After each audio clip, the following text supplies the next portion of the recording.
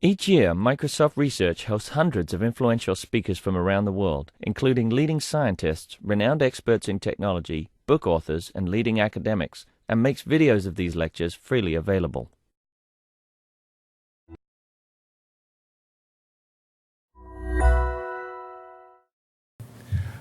Good afternoon. It's a pleasure to welcome Peter Ryan today. Peter is a professor at the University of Luxembourg, the one and only University of Luxembourg, and has done many things in security, and especially is the principal designer and innovator of the Pret system and now systems of various kinds, which he will, as soon as he gets his microphone reset, have an opportunity to start talking about. Okay, so many thanks to Josh for the invitation to come and speak here. It's a pleasure and an honor.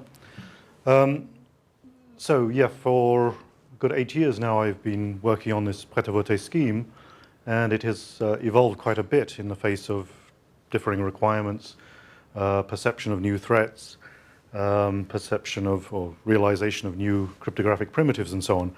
So what I thought I'd try and do today is give a very high-level view of, well, the scheme and some of the indications of how it's evolved and the different under the different pressures and so on. So sort of evolution of the species, as it were. Okay, so the outline of what I plan to present is, first of all, I'll just quickly describe the problem that we're trying to address here. I guess many of you said, well, Josh, you won't learn anything there, but then I'll give a very high-level view of Prêt, and then some indications of how the design has evolved over time, and then I'll start talking about a couple of the more recent things. So Prêt is a polling station supervised scheme, I should say. A few years back, I ventured rather nervously into the area of internet voting with a scheme called Pretty Good Democracy, which was in fact developed with Vanessa Teague. And then most recently, there's a scheme which is a variant of Prêt which incorporates some of the ideas from Pretty Good Democracy. So we get a version called Prêt with confirmation codes, which, well, I'll talk about the advantages and possible disadvantages of that. So that's the outline roughly. So I thought I should just, people almost invariably, particularly this side of the Atlantic, ask me what does the name mean, why? Well, if you speak French, literally it's ready to vote. Yes, ready to vote. But of course it throws back to the French phrase prêt-à-porter, which is, you know, ready to wear off the peg, I guess. And the idea was actually triggered. I was just riding a bus in London, and I saw a prêt-à-manger, you know, sandwich store, which some of you may have come across. And of course people keep telling me it's a lousy name in the US, and I know, but I like it. Okay, so what is the problem with sort of bunch of us in this field have been trying to address? Well, of course, it's an ancient problem. It basically goes back to the origins of democracy. There's actually evidence that the Greeks were aware of, you know, that people would try and undermine elections, and that there are actually archaeological artifacts which indicate they try to transfer trust from people into kind of devices, machines. So really what we're trying to do is make sure that the outcome of an election is demonstrably true, demonstrably to everyone, and in a way which sort of cannot be questioned, in particular by the losers. But at the same time, of course, we have to guarantee, in most elections at any rate, that all ballots remain private.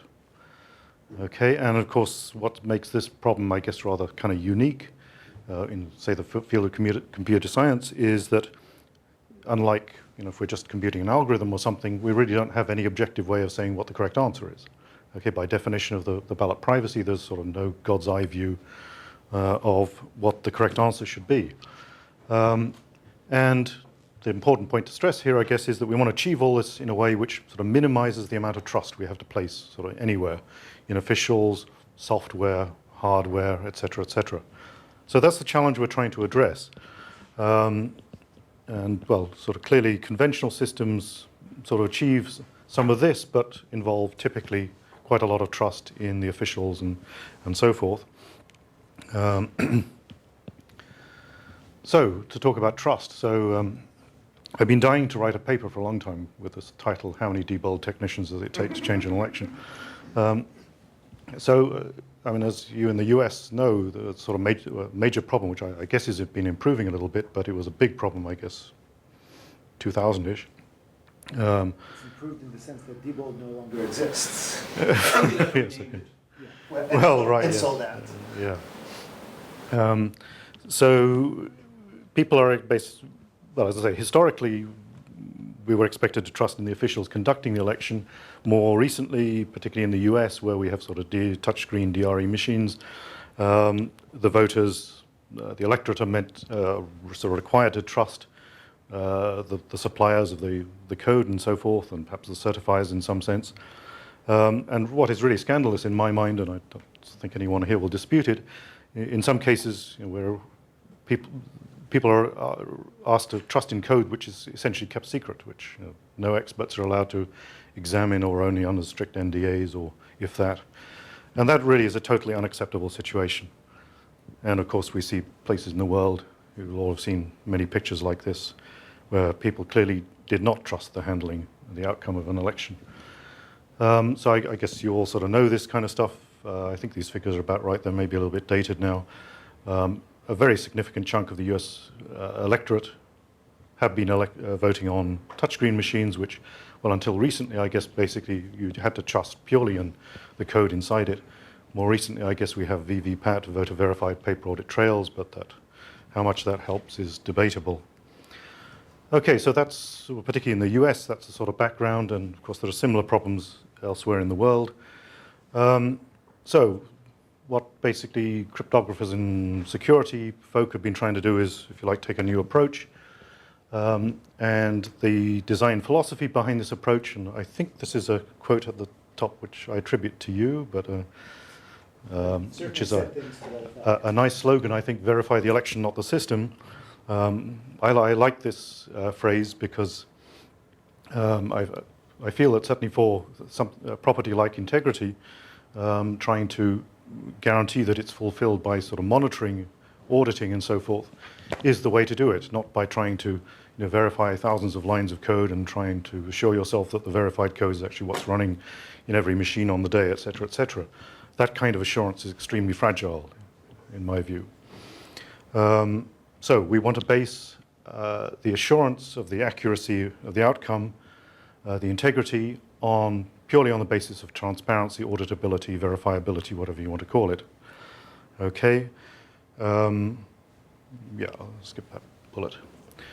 Okay, but just to be clear, that doesn't mean that we should completely skip any notions of system verification. I mean, there are other aspects where it's still important to do that. So we still need to guarantee that the system will run smoothly during the election. We still have to guarantee secrecy properties, which are not really ones which you can guarantee by monitoring. They're not an enforceable property in Fred Schneider's terminology.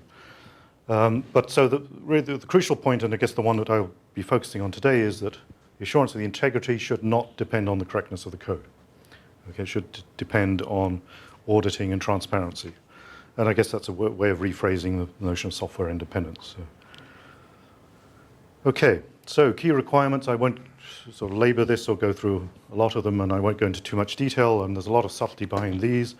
Lots of people have been working on trying to come up with precise mathematical formulations of these notions. They turn out to be extraordinarily subtle, particularly when you get to things like this. That could be a whole lecture in itself, so I won't labor these. So clearly, I guess the high-level property is the integrity. As I say, we want to be sure that the announced result is correct, correctly reflects the legitimately cast ballots. We need to guarantee ballot secrecy at the same time, and typically with these more sophisticated schemes, we also have to guarantee more sort of advanced properties that can be paraphrased roughly as there should be no way for a voter to produce a proof to a third party, i.e. some sort of coercer, how they vote. And that's obviously to try and prevent coercion and vote buying. And of course, there's lots of other properties we also require, but we'll skip over those rather quickly for today, anyway. Okay, so what is often called end-to-end verifiability, or I guess sometimes fully auditable, I guess that's the same sort of phrase. There are various phrases here. I'll stick to end-to-end verifiability. So the basic idea is that we should try and provide voters some way of assuring themselves that their vote accurately reaches the final tally, but we have to do this in a way which doesn't reveal to any third party how they voted. And you can see this is a pretty good trick if you can pull it off. And people have been struggling with this for decades, I guess. And so what typically happens in order to realize this concept is that voters get some form of receipt at the time they cast their vote. Okay, you'll see illustrated how that's done in Prêt, but obviously other systems produce receipts via somewhat different mechanisms. And so that receipt has in hidden form, encrypted, encoded in some way, the representation of their vote, but in a way that third parties who don't hold suitable cryptographic keys or whatever cannot extract it. Okay, and so the idea typically then is that all of these receipts should be posted to some kind of secure, so-called secure web bulletin board. Quite how you realize this concept is another issue as well, which we won't get into today. And so voters or perhaps proxies can go to this and check their receipt appears correctly there, and then there's some kind of universal anonymizing tabulation process that goes on afterwards. And again, these are sort of fairly well established cryptographic techniques which I won't go into the details of today. So at a very high level, sort of 15,000 foot level, is that the phrase you use in the US? That's kind of what we're trying to achieve here. Okay, so to introduce Prêt very quickly then. So the key idea is actually very simple. So in fact, voters use a rather, so certainly to say UK voters, for example, a rather familiar looking paper ballot form. But what makes it different from the way it would normally happen in, say, the UK is that on each ballot form, the candidate list is independently randomized. Okay, and there's some representation, either written on the form itself or probably more likely the encryption will be committed to the web bulletin board and there'll be a sort of pointer to that printed on the ballot form. There's a representation of that candidate order, which is later used for tabulation. Okay, so the idea is a typical ballot form might look like this. Okay, so there's a list of the candidates in the sort of standard way, at least for a UK voter, and I guess it's similar in the US, although it would be a more complex looking ballot, but with a lot more real estate spread across it. But typically UK ballots do sort of contain maybe tops about 10 candidates in a race, so it's sort of okay, so if you picked up another one at random, you'd see a different ordering of these candidates, okay? And there's some kind of probably pointer to a cryptographic commitment on the web bulletin board on the bottom right-hand side. Okay, well, I'll go through the ceremony in a slide or two, but basically the idea is in the booth, the voter marks their choice, so panoramics in this case, in the usual way, and in some way in the booth, they destroy the left-hand part. So that's Keynote. You can do fun stuff in Keynote. And so that leaves what is now constitutes the receipt. Okay, so, well, I'll come onto the properties of it in a second. So the voting ceremony typically would be the voter would come in, perhaps pre-register in some way, show their, authenticate themselves. They would be given, sealed in an envelope, for example, because obviously you need to keep this candidate order secret from officials and so forth. Really, the voter should be the only person who sees this candidate order, is given to them. They go to the booth. Yes? As a matter of practicality, how do you actually destroy the left-hand part so it's destroyed? Flame isn't really practicable. See, pulping it in water would work, but people usually tear it in 2 parts, maybe in 4, and that is just plain no good. Well, I mean, we'll have a perforation or something down the middle, so hopefully they will at least separate the 2 parts correctly. How you actually destroy it, I mean, I think the process of destroying it is not so much the issue, it's how you enforce that it does get destroyed is somewhat delicate, and that's... But shredders are often used in practice. Yeah. A shredder would essentially do it. Then the Iranians constructed a lot of documents, shredded documents from the US Embassy after some work. I mean, actually, in some sense, you don't need so much to destroy it. What you need to do is destroy the association between the two. Okay. So actually, in some sense, destroying it is not so much the issue. And arguably, there may be some context where it actually would make sense maybe to leave them lying there. I'll come to that perhaps later on if we have. But enforcing the separation of those two parts is delicate, and that's something which maybe we'll talk more about later. Okay, so he goes into the booth, marks, or she goes into the booth, marks, detaches and somehow destroys, or at least discards, the left-hand side, and then can come out of the booth and goes back to the officials and has the information on this scanned and posted to the web bulletin board. And then they will get some kind of copy, which should presumably be validated in some way. There's some delicate issues there too, which we were starting to touch on yesterday. Perhaps franked in some way and possibly digitally signed to try and sort of guarantee its authenticity, make it hard to counterfeit. Again, there is quite a lot of delicate issues there too, which maybe we'll get into in discussion. And basically they can now take this copy away, and later they can use it to visit the web bulletin board, or possibly they might sort of give it to voter helper organizations to do it on their behalf or something. And well, potentially we can also keep additional copies of these things because they're now in encrypted form. There's potential for keeping various additional copies, which would seem, not to do any harm to keep multiple copies of these things.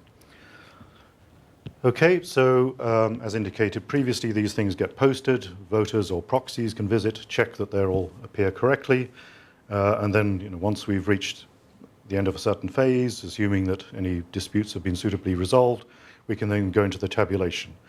Okay, so this could be using anonymizing mixers and followed by decryption in a verified fashion. There are standard techniques for doing that. Or possibly with a homomorphic tabulation, you just munge them all together into one big ciphertext, exploiting the sort of algebraic homomorphic properties, and then you decrypt that, and that somehow allows you to extract the total in one decryption shot. So you don't have to decrypt the individual ballots in that case, which is the way the anonymity of the ballots privacy is guaranteed there. Okay, and I won't go too much into all the details, but essentially all these steps, and there are basically three phases that you have to guarantee happen correctly. So you can see for the correctness of the encoding of your vote, what you have to do is guarantee that the ballot you're given is well formed, in the sense that the information buried in the ciphertext correctly matches the order shown on the ballot form. And we can do that essentially by various forms of random audit. And again, I'll talk a little bit about some of the options, the sort of procedures, and the kind of audits we can do to guarantee that. Then we need to try and guarantee that all the legitimately cast receipts get fed into the tabulation. So that's basically by this sort of checking on the web bulletin process that I kind of indicated. In essence, again, there's some subtleties I'm glossing over. And then you have to guarantee that all of these encrypted ballots are correctly decrypted in some sense and the output counted up. So the three phases, you have to guarantee that everything is done correctly at each of those phases. If all that's correct, you've got a sort of indirection which should, if a voter checks that their receipt is correctly on the bulletin board, they should get a guarantee via this sort of indirection that their vote ultimately gets correctly counted.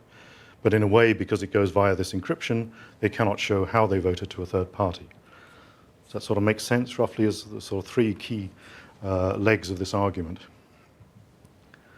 Okay, so a few quick remarks about this. Some of them will probably be apparent to you immediately, but there's a few which are sort of more subtle, which, as I was telling Josh, weren't actually sort of designed in at the beginning. I only realized them a bit later, and they're actually interesting properties. Well, first of all, it should be apparent that if you don't have the keys to decrypt the cryptographic values, you cannot interpret what this cross represents in terms of a candidate, a vote. The voter experience is sort of fairly familiar. The additional checks are of course optional, so the basic casting of a vote is pretty much the same as you would do it in the UK anyway. And here we get into the sort of rather more subtle properties which are kind of spin-off of the design. So one very nice feature is you'll notice that at no point does a voter actually have to communicate their choice to a device, right? If you contrast that with, well, say a DRE or quite a lot of the other even cryptographic schemes, the voter has to tell the device how they want to vote, and well, either that is just directly cast, supposedly, or some kind of encryption of it is generated, or multiple encryptions or whatever. But in any case, a device learns how the voter wants to vote, and you potentially have sort of side channels, leakage. The way it's done in Prêt, because all the encryption is done in advance, you can see we sidestep those kind of threats, which is kind of neat. And another interesting point is that, so I remarked that the correctness of your receipt rests on the correctness of your ballot. And so we can offer, say, the opportunities to voters or to independent auditors to check the construction of randomly chosen ballots. And this auditing process is particularly clean from both the privacy point of view, because obviously at this point, no vote has been cast. It hasn't even necessarily been associated with the voter. So the auditing process here poses no threat to the privacy of the vote, which is in contrast with some other sort of cryptographic systems. And resolving, who's guilty, if you like, is clear-cut here as well, right? It's simply an issue of whether the ballot is well-formed or not, and that's a clear-cut issue. If it's not, then clearly whatever device created that ballot is cheating. So this is in contrast with some other schemes where the device produces an encryption, the voter opts to audit it using Benelo challenge style option. So it's opened up and the candidate is reeled, and then maybe the voter says, well, that's not the candidate I input on the screen. And there you have the difficulty, you're not entirely sure who's telling the truth here. So in that sense, it's kind of quite clear cut, which I think is nice. Okay, and you can see that it potentially can handle quite nicely richer voting systems like ranked, instant runoff, approval, and so forth. Okay, so verification, I probably need to keep going fairly quickly. I think I've given an indication of these things already. Cheers. So I think we can probably skip. Yeah, I pretty much said those bullets. Okay, so let's carry on. Okay, so I wanted to say a little bit about how the system has evolved. So I'm not going to go into a sort of great deal of detail here, but these bullets indicate some of the sort of key development steps, or branching steps, if you like, in the evolution. So the first version of Prêt, I should perhaps have said earlier that I was inspired in this by an earlier scheme due to David Schaum, which used visual crypto to do the encoding. So I was very much inspired by that, and Prêt was largely an attempt to sort of simplify both conceptually and technologically the procedures there. So Schaum's original scheme used decryption mixers, which actually have some quite nice features from our point of view, some technical features. It allowed us to very neatly deal with full permutations of the candidates.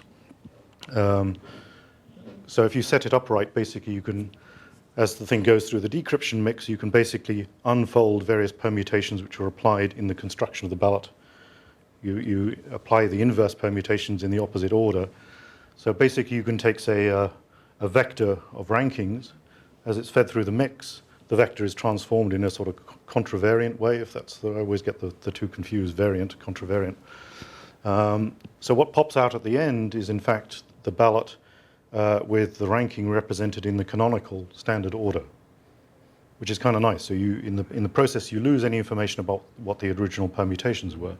So that was a nice feature, but of course there's a whole bunch of downsides to decryptions, as perhaps some of you are aware, right?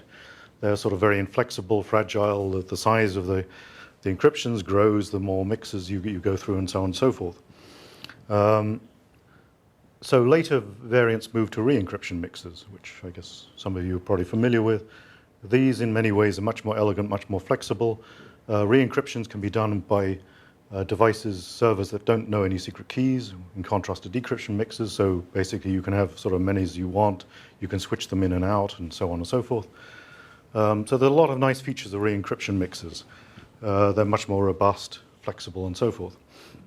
The flaw is that there's no obvious way to reproduce this rather neat trick that I described for decryption mixers, to sort of drag the ranking vector or whatever, because the re-encryption mixers, you basically don't extract any plain text information as the thing goes through. So the earlier variants just use cyclic shifts, so you can just exploit the homomorphism to easily handle cyclic shifts. And that's good enough for just sort of plurality votes, just choosing a single candidate, at least from a privacy point of view. We then were a bit worried that from an integrity point of view, this was still a bit dodgy, because you can see even though a cyclic shift is enough to conceal the choice, if an adversary somehow is able to manipulate some ballots in an undetectable way, he knows precisely what shift to apply to transform a certain candidate to another. Okay, so cyclic shifts are sort of fragile. So the next thing is we actually went on with Vanessa. In fact, we went on to Florentine square-based permutations, if that rings a bell, so sort of affine permutations, which kind of counters that. But it's still not sort of rich enough to handle, if you want to handle ranked voting or something, then clearly it's still not enough to conceal the information. So the most recent variants do go on to handle full permutations, but the trouble is that as far as we've been able to determine so far, the only way you can actually do that is if you've got n candidates, you basically have n encryptions, one for each candidate. And that allows you in a sort of fairly straightforward way to handle full permutations. What I would really like to find, and if you like a little challenge for people, is if you recall, the original scheme had a single encryption to represent the full permutation. Now, there's no way that the permutation algebra permutations seems to mesh with simple homomorphic properties. Well, somehow we'd have the ideal would be to have a representation of the ballot which just has, say, a single ciphertext, which encodes the whole permutation, and be able to feed this through a mix, sort of mimicking the rather nice property that we had up there, for example. And we can do it naively, but things come out at the end with still the information about the original permutation preserved, which we don't want to do. Okay, so there's an interesting challenge here, and I don't know how to do that. That would be the sort of next step along that second bullet, if we could do it. Another thing that we developed in later versions, and this was, well, partly to counter the issue that, well, as I described it originally, there's some authority that generates all the ballots and encryptions and so on. If that is corrupt or leaks, then of course you have problems. So it seems to, well, that's one issue, and another issue is people pointed out cryptographic style attacks, right, where if you have a single device generating, say, the randomness of an encryption, if there is a Trojan horse there, they can actually exploit subliminal channels to leak information to the outside. So we looked at ways to try and counter both of those issues, and I guess the neatest is to have a distributed generation process. So there's a bunch of entities that collaborate to generate the encryptions and so forth in such a way that no single entity knows or can control the final values. So you counter those kind of issues. So that was a further development. Another thing that we worked on is the possibility of print-on-demand ballots. Okay, the way I've described it so far, the implication was that all these ballots are generated in advance, perhaps some of them pre-audited in advance and so forth. That has nice properties, but on the other hand, then you have to worry about chain of custody issues with this batch of ballots. So arguably, you might be better off, rather than printing them in bulk in advance, to print them on demand, perhaps even in the booth, right there with the voter. So if you do this rather nicely, you get sort of stronger guarantees that the voter is the only person who sees the candidate order, assuming it's properly destroyed and so forth. But then, of course, you get into issues that, in a sense, you start getting to the standard issues with other schemes that you have to worry about the trustworthiness of the printing device or the decryption, the device in the booth. So you start having to do random audits, Benelo challenges, cut and choose, and so forth. But no, anyway, we have constructions which can handle print on demand. They're quite nice, sort of using paired onions kind of notions. So an onion which can be decrypted by the device in the booth, and then another one which is decrypted by the tellers later during tabulation. So there's some quite nice constructions there. So let's see how we're doing. Yes, I've got another sort of 25 minutes or something, or 20 minutes. Yeah, okay. So further possibilities which have been explored, although not really, I guess, implemented or exploited yet.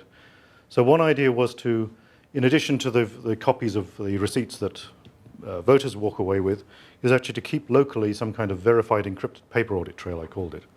Okay, so some local paper record of all the encrypted receipts that have been cast.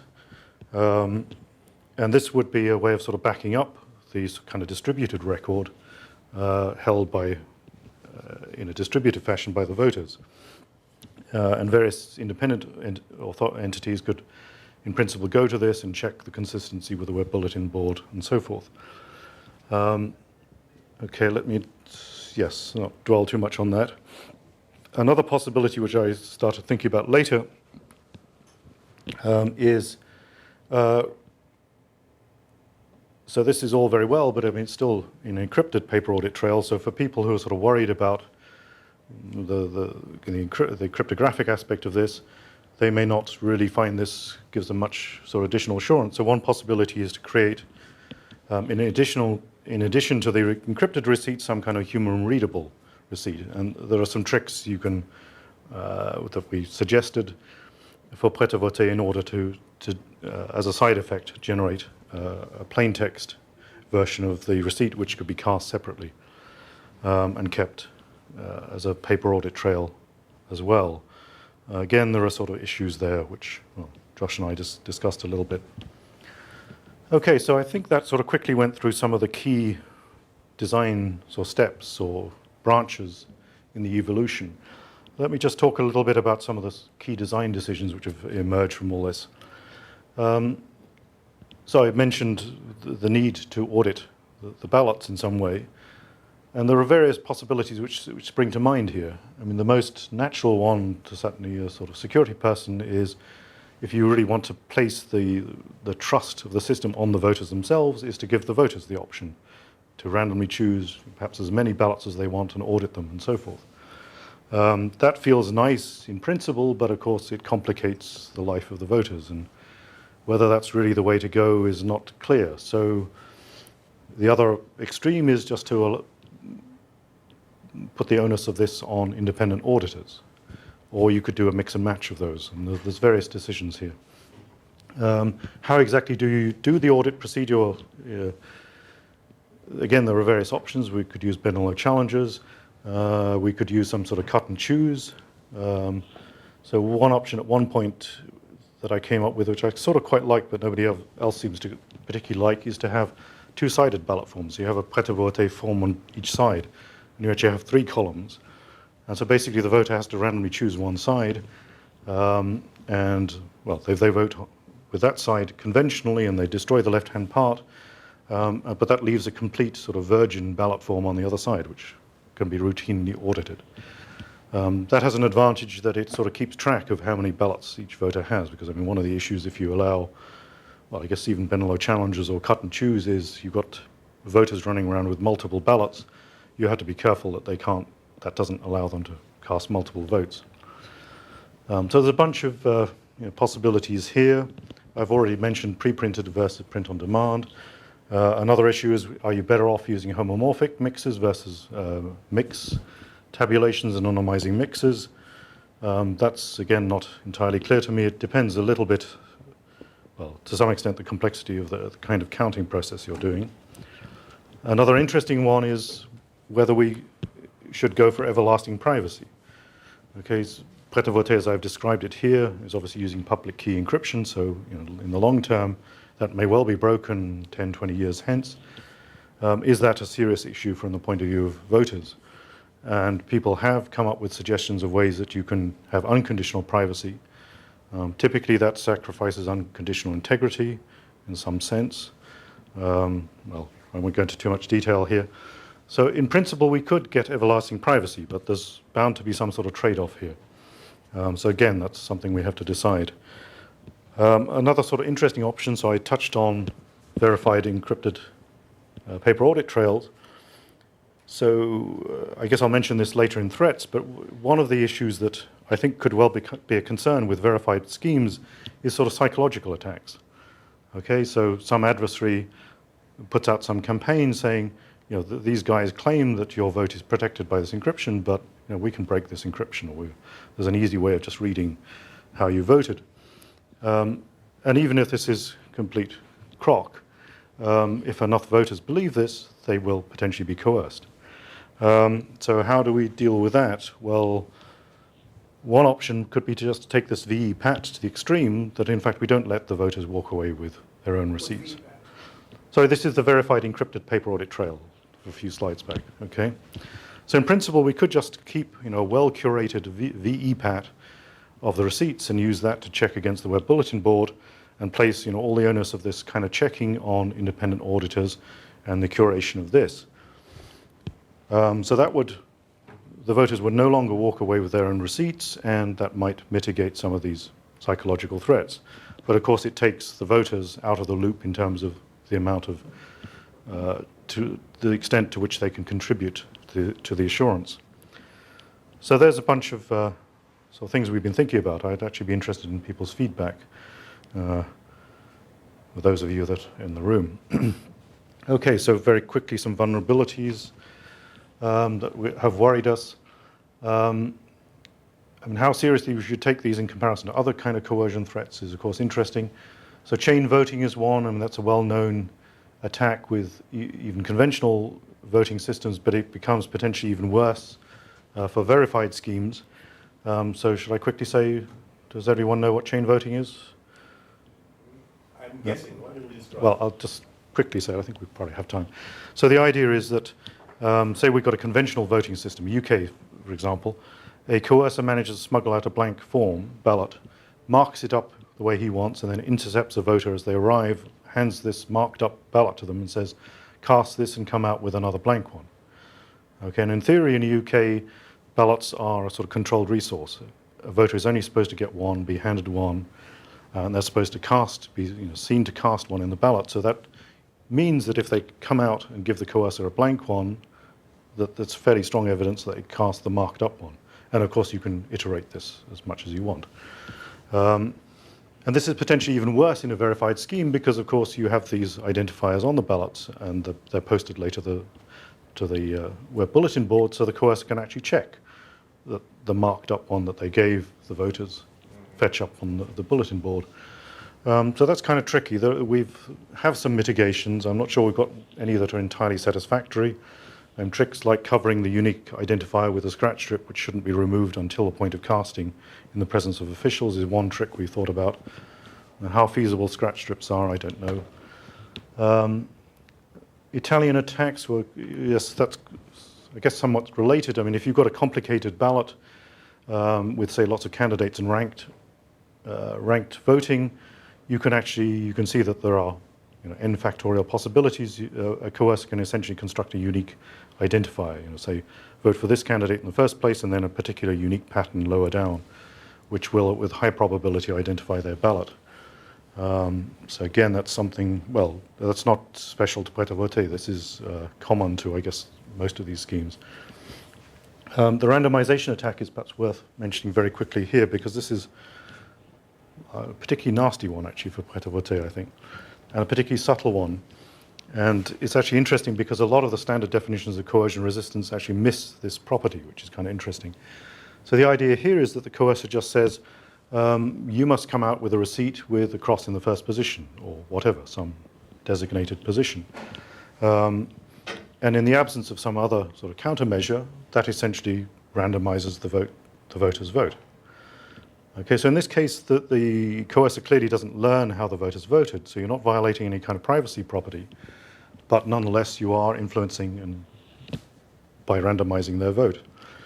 So that's an interesting property, and particularly interesting to see how a lot of the standard definitions fail to capture that one. Well, we sort of touched on this one. I think I don't really have time to talk about it too much. Psychological attacks I've also mentioned. So let's try and crack on. So I should quickly mention some other sort of competing schemes. So there's Scantegrity 2, which is a sort of new scheme due to Sharm. I hope to say a few words about these, but I don't think I really have time. In Israel, they've recently developed the Wombat system, which is actually somewhat similar in spirit, I think, to Starvote, kind of. Well, yes, there are some important differences, I know. Yeah, okay. Ron, a while came up with a crypto-free scheme which attempts to give verifiability without actually using encryption. Again, I don't have time to go through that. Yeah, I better crack on. Okay, so let me quickly, towards the end, try and introduce the key ideas of pretty good democracy and Prêt with code voting, with confirmation codes. So first of all, let's mention code voting, which, as far as I'm aware, goes back to Schaum in about 2001. So this is designed for internet voting. Okay, and the idea is sort of very simple. You distribute code sheets through some supposedly secure channel like mail to the voters. So these are, in some sense, sort of private code books. Okay, there are random codes against the candidates. So in order to vote, let's see, that's the next slide. Well, there's might be a sort of typical one. Okay, so these are all sort of essentially random codes. To vote, voter logs on, maybe authenticates themselves, provides to the vote server their serial number and the vote code of their candidate of choice. And in principle, they should get back the appropriate, let's sort of skip back, the appropriate ACK code corresponding to that candidate. Okay, so that's kind of nice. You can see it sidesteps quite a lot of the insecurities of the internet. The ACK codes serve some useful purpose in the sense that it presumably partly authenticates the server you're talking to. It gives you some confirmation that the correct code reached that server, but beyond that you have no idea how that code's going to be interpreted and counted, so it's not end-to-end verifiable. So the point of pretty good democracy was just to pick up on that idea and try and add some verifiability ingredients. And so there are basically two key ideas here. One is rather than allow the vote server to know all these codes, have a database of them, these codes are secret shared in some way, but amongst a set of trustees. All right?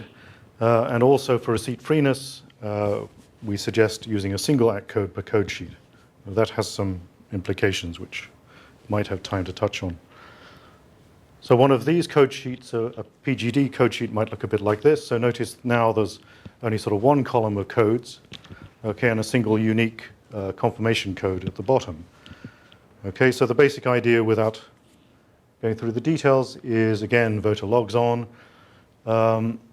Their client perhaps generates an encrypt. So they supply the appropriate vote code to their machine. It would generate some suitable encryption under the public key of these trustees, along with a zero-knowledge proof of knowledge of that code for technical reasons. And basically, now a threshold set of these trustees should perform PET tests against pre-posted encryptions on the web bulletin board. Okay, and if the voter has submitted a valid code for that code sheet, one of these PET tests should test out. Okay, so that will be flagged on the web bulletin board, and they will then collectively reveal, through some kind of threshold decryption, the appropriate acknowledgement code. Okay, so the point of this is that, well, basically assuming that knowledge of these codes hasn't somehow leaked out, if the voter gets the correct ACK code back, that should give them a strong guarantee that a threshold set of trustees have collaborated to correctly register their vote. And basically we can have Prêt-like mechanisms to ensure that that is correctly sort of decrypted, interpreted later, and counted. That's the rough gist very quickly. Does that sort of make sense? That level. So again, I probably have to crack on a little bit. So on the web bulletin board, we might have an encryption. There will be, say, rows for each code, or ballot in this case. So a serial number, and then we have pairs. We have an encryption of the appropriate code along with the candidate, and these are all permuted in some way, separately permuted, in fact, in a Prêt-like fashion for each ballot. Okay, so in essence, what the trustees do is, I guess, alongside this would be posted the encryption of the code, the submitted vote code. They would do a PET test against each of these, and if they find that one checks out as having the same code buried cryptographically inside, they flag it, and then they decrypt the acknowledgement code. Okay, so that's the gist of it, very quickly. So I need to crack on. So a crucial point about this, which does make, well, both Vanessa and I a bit nervous about this, is that, of course, if knowledge of these codes leaks out, then the integrity cannot clearly be undermined. And that, I freely admit, is a serious drawback. So I certainly wouldn't allocate this for highly critical elections, but maybe for low criticality elections, it is at least an improvement on code voting. I think you'll agree, yeah? Okay. I think I'd better crack on the other bullets. Okay, well, there's various things that we sort of would like to do to improve this, which guess I'll skip on. It would obviously be nice to have a better way of, and we've actually got a very nice distributed construction of the stuff on the web bulletin board, but of course the sort of it is that at some point we have to decrypt extract this and print it and distribute it. So we have that sort of privacy bottleneck at that point. So if we could sidestep that, that would be nice. Okay, so let me just then quickly round up. I guess we did start a few minutes late, didn't we? Actually about, yeah. Okay, so we should finish within the hour. Okay, so let me then finally touch on this sort of newer idea of bringing this pretty good democracy mechanism into Prêt. So we bring it back into the context of supervised polling station voting. Okay, so the idea is basically we cast a Prêt ballot in the same way, except we use this mechanism in the background so that the voter ideally should get the correct code, verifiable, checkable code, immediately at the time they vote. And of course, there are issues of availability online of the threshold sets of trustees, but that's a mere implementation practicality. Okay. Oh, and I should point out here that when we do this, whereas for the internet scheme, in order to guarantee receipt freeness, i.e. receipt freeness basically means that the voter shouldn't be able to construct some sort of proof to present to a third party how they voted. In that context, we use a single ACK code, okay, to preserve that. Because if we didn't, if we had distinct ACK codes, for example, being posted to the web bulletin board, any coercer who sees the web bulletin board and the code sheet can obviously deduce what was voted. But here we can actually, because we've got the Prêt randomization, we can actually reintroduce distinct, that should say confirmation codes, I guess. Yeah. Okay, so well, again, skipping over it quickly, we have a nice distributed construction of the web bulletin board, which I won't go through. Of course, we have to print these things. So the underlying printing might look like this, typically. So again, we have a randomized candidate order in the usual fashion, a middle bit where the voter puts their marks, and then we have some confirmation codes in this third column, right? So third column is kind of new. And in practice, what I was thinking about was some kind of way of implementing this idea where we actually have the codes are initially concealed, say under a scratch strip or with invisible ink or something. Okay, so a voter gets a thing like this, takes it off to the booth, makes a mark, destroys the left-hand part again, and now takes this, and they should be instructed to leave the scratch strips intact, right, up to this point. Okay, so they take it back again to the election officials. This is scanned, submitted to the web bulletin board, and the idea is that, again, a threshold set of trustees should register this in the pretty good democracy fashion and return the appropriate confirmation code. Okay, and once the code has reached the, there we go, the polling station, then the scratch strip, the appropriate scratch strip is scratched off, and we hope that the codes will match. And so that gives the voter and observers some sort of stronger assurance that in fact the vote has been already correctly registered on the web bulletin board. And so the idea would be, well, I'll skip over that, but basically a copy, for example, a photocopy could be made of that, which the voter can now walk away with. Okay, so I don't think I need to dwell. You can see that if we set this up right, it essentially meshes with pretty good democracy. You can use the same mechanisms as Prêt, sorry. Okay, one interesting point is that if you think about it, if you're familiar with Scantegrity 2, you can see how there's something Scantegrity 2-ish potentially emerging here. But I guess I better skip on that. Okay, so I'm pretty much at the end. So hopefully that's given you a very quick skate over the sort of developments, 8 years of development of Prêt. So future work, well, we want more rigorous proofs of the cryptographic core of the scheme against suitably defined properties. Even pinning those properties down, as I say, is delicate in itself. But we'd also like to do a broader analysis of the system, which includes the procedures and the human beings, not just the sort of cryptographic core of the scheme. That's an interesting challenge too. We've made a start on it, but I think there's quite a long way to go with that. We want obviously to do more trials, deployments. Some of you are aware, we've currently been working with people like Roland at the back, with folks in Victoria State in Australia to look at adapting it for use there. I personally am a little nervous about this. It seems like we've jumped into the deep end because they have a phenomenally complicated voting system there. And, well, it's not entirely clear that Prêt is, in fact, the most suitable system to try there, but anyway, that's another discussion point. We'll certainly look at everlasting privacy. I'm talking to Heron van der Graaf and people in Darmstadt.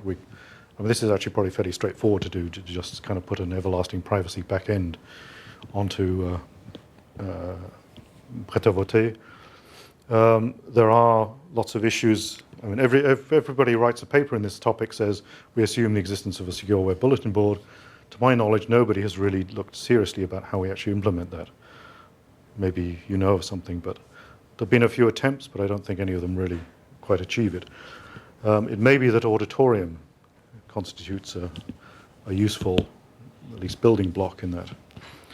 And just a little joke, just to show I like names, I'd love to come up with a quantum version of this whole thing, and we call it Prêt à téléporter.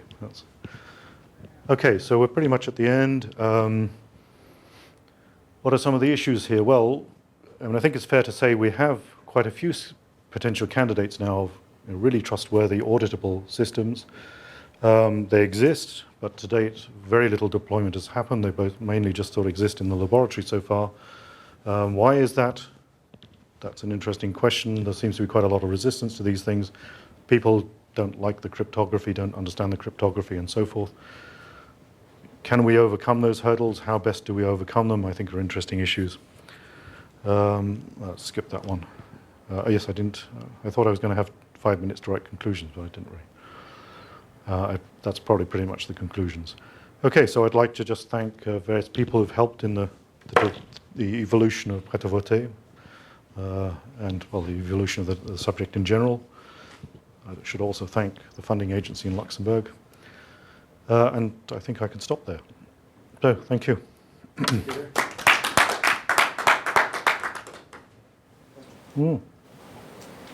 Two issues. One is you mentioned independent auditors. Do they have to be independent? Candidates can concede elections. So if I vote monarchist and the monarchist candidate concedes, I should be fairly happy.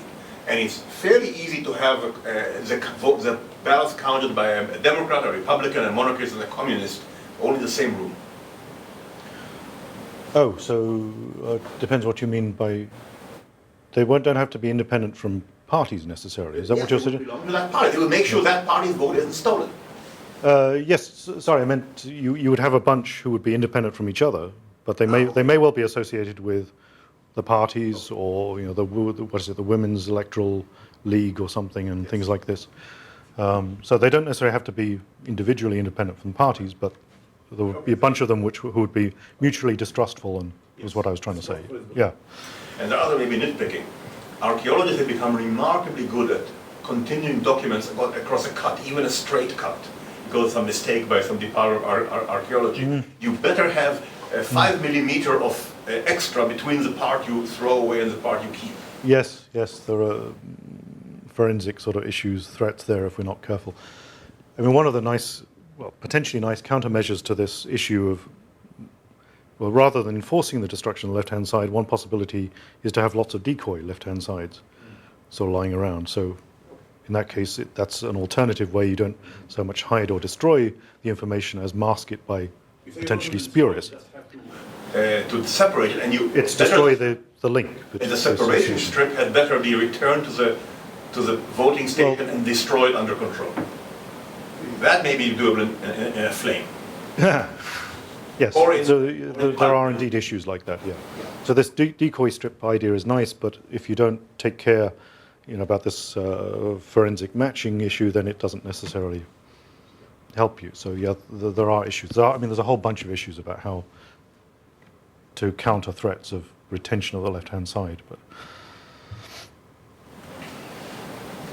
Well, there were a couple things that came up for me. One, you were talking about how Pret with codes sort of converges with scantegrity 2 to some extent. Potentially, yes. And when I was looking at it, thinking of the scratch-off strip and the burden of giving a scratch-off strip to a voter and saying, don't scratch, seems difficult. But Don't scratch the itch. Yeah. the invisible ink trick could work nicely there because voters don't normally carry around invisible ink revealing pens. Yes. Yes. Okay, But that's true. if that's done with invisible ink, perhaps that could be revealed by the appropriate people at an appropriate time. And voters won't mess with it because it's invisible to voters. There's just extra space there. Yeah. No, that's a good point. Yeah. Okay. We don't allow voters to go into the booth with coins in their pockets. So, yeah. Yeah, but they've got thumbnails. No. That's a good point. Yeah. Okay. Yeah, I mean, I could perhaps elaborate on that scantegrity analogy, but if time permitting. But maybe there are other questions before we do that. I had another question that you might have some insight on, Mike, and that's that one thing that occurs to me that you really want for Pret permutations and sort of the ballot printing and ordering is we have homomorphic encryption functions where the function is addition. We have it where the function is multiplication. Would it be useful here if we had one where the basic operation was a permutation? And then homomorphically combine the ciphertext to get the resulting permutation. And do you have any thoughts as to whether or not that could be done? So far, I'm not sure, but that sounds very interesting. It sounds It's like a group homomorphic. over a permutation. Yeah. Permute. Very interesting. It I'm would not aware indeed of be very this. useful. Sorry? I'm not aware of any Right. possibility. Nor am I. That's like research. Well, this is research. Yeah. Exactly. Strikes me as Could be a high-risk research proposal. hopefully not that high risk. It seems like it's one idea that there's no reason, no fundamental reason why it's going. Well, I'm not talking about fully homomorphic and multiple operations. Yes. One simple That's true. operation. Or by permutation. Yeah, that would be cool. I mean, I've wondered about that, but yeah, I've not found anything. I mean, you can write down these as matrices, right? As permutation matrices, and then multiply them, which is just additions and multiplications. Yeah, it's a little painful, but I guess that's doable. It's true. But even matrix multiplications with a relatively clean homomorphic encryption system. But maybe there's a nicer way of using different representations for permutations. I would optimistically think there might be some nice clean way of doing that, yeah. I'd be very happy to talk more about that. Yeah. I have looked around a bit, and I spoke to Ran at one point about this. He couldn't. He pointed me at Palier at that point, which obviously doesn't really get you any closer. No, there are people who might be good at this sort of thing, but I think we have in this room maybe some people who might be good at this. Cool. Very happy to discuss that further. Okay. Any further questions? No? Thank you again. Okay.